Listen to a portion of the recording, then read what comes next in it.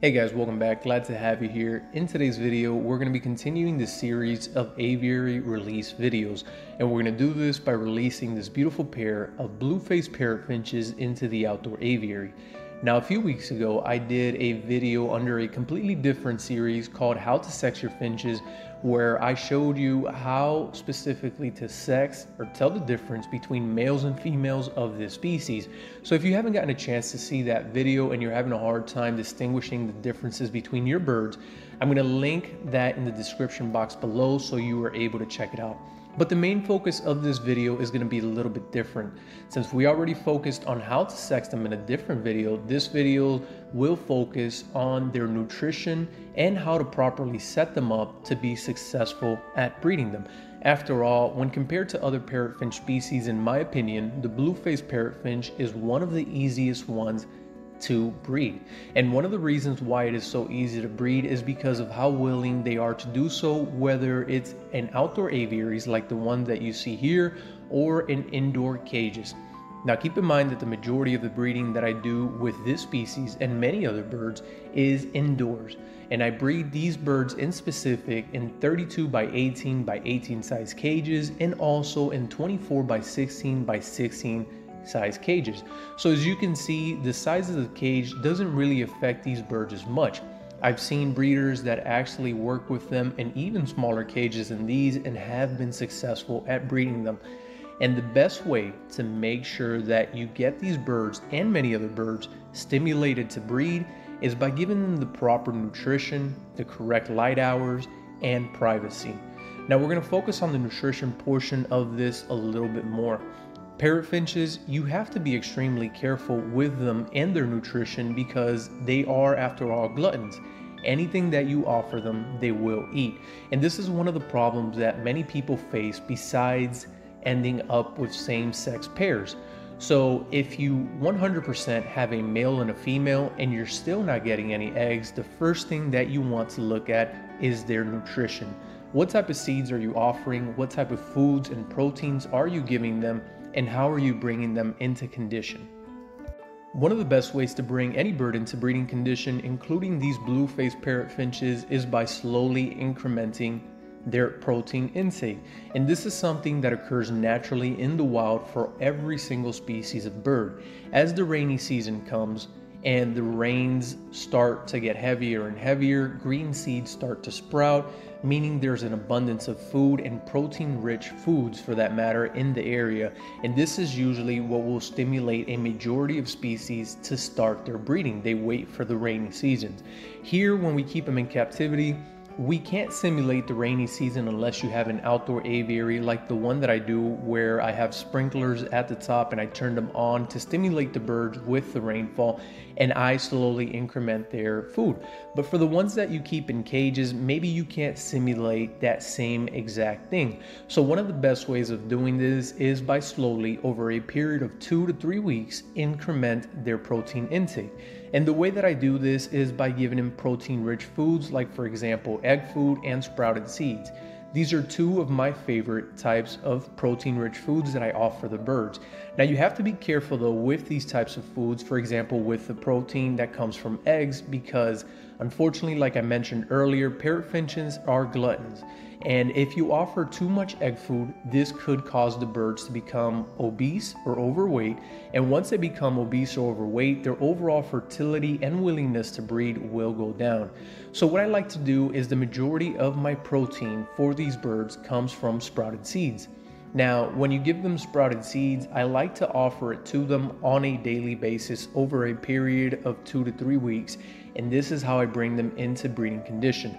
The egg food I'll offer once or twice a week max, and I only give about half a teaspoon per cage, and this is about the same for the sprouted seeds. With proteins like this, you don't want to overdo it. If you give too much, the birds will eat too much and they will gain weight rapidly. So you want these sprouted seeds and egg foods to be a treat. Their main source of food intake should still come from a well-balanced seed diet. And as far as seeds go, parrot finches, they love to eat grass seeds. So if you're able to incorporate in your seed mixes some grass seeds, it would definitely help the birds out. You can't just have a regular mix that is full of millets. Usually in the wild, the birds will not get the amount of millets that we see in a regular seed mix or a commercial seed mix that we buy for the birds. So it's always important to buy a variety of different styles of seeds and make your own mixtures so that the birds are getting a well-balanced seed diet. For example, the three main types of grass seeds that I'm offering the finches at the moment, including these blue-faced parrot finches, are switchgrass, also known as Panicum virgatum, and this is a natural wild-growing grass seed that I collect. And I've done a video about this in the past that I will also link in the description below if you're interested in finding out a little bit more information on switchgrass and how and where you are able to collect this for your birds. It's a great source of nutrition for them. You feed it to them when the grass seeds are green, and it offers a good source of protein, since during this time when the seeds are green, the protein levels of this grass seeds are higher, and they are great at stimulating these birds to breed. And this is actually what you see them eating here. I like to grab certain stems of Panicum virgatum and tie them to different parts of the aviary so that the birds can find them and eat them. Another source of seed that I give them is summer rye or winter rye, depending on the time of the year and which one is available. This is a grass seed that I like to incorporate into their mixture. And the last one that I use is bahia. This is a very small green grass seed that I also include in the mixes that I do for these birds. And these mixes, when I incorporate these grass seeds, they don't make up a large amount of the mix, but they pretty much, what they do is they dilute the millets that are in these mixes. The majority of commercial seed mixes come with a large variety of millets, whether it is white millet, red millet, Japanese, brown top millet, and so on. Most of these commercial mixes have a large amount of millets, and millets in general will make these birds obese because the parrot finches in specific like to eat a lot of millet. So by introducing or incorporating these wild grass seeds into that mix, what I end up doing is diluting the amount of millet available to them, which in return makes sure that they have a well-balanced diet so they do not become obese. And usually, generally by doing this, their protein intake is able to go up and they are stimulated to produce or to breed because of this. And like I mentioned before, guys, do not get discouraged if you don't have a large outdoor aviary to breed these birds in. The majority of my blue-faced parrot finch, same as with the majority of other species of finches that I breed, I do so in cages. Some of the cages, as the ones that you see here, are 24 by 16 by 16, and others are 32 by 18 by 18. And at the moment, all of my pairs of blue-faced parrot finches are in the 24 by 16 by 16 size cages, and these cages have been working wonderful at getting these birds to breed. As long as you give them the right amount of privacy, the right amount of protein, you shouldn't have any problems at all successfully getting these birds to breed, since they are always very willing to do so. Now, one of the things that is usually very underlooked when it comes to breeding is the amount of light hours that these birds require to successfully get into breeding condition. And we focus, or a lot of people tend to focus a lot on the diet, their nutrition, their size of the cage, and so on, but I hear very few when it comes to light hours. And we have to remember that birds are also stimulated by the amount of light that they receive. If they're not getting the right amount of light hours, they will not get into breeding condition. So I have many people that sometimes approach me and send me a message asking me, why is my bird not breeding? Why are they not in condition? And we take a look at different aspects of their bird, whether it's their nutrition, sizes of the cage, and so on. And usually it never fails. It is the amount of light hours that they're getting. Either they're not getting the proper amount of light hours, or they're just not getting any natural or correct lighting in order to successfully get these birds into breeding condition.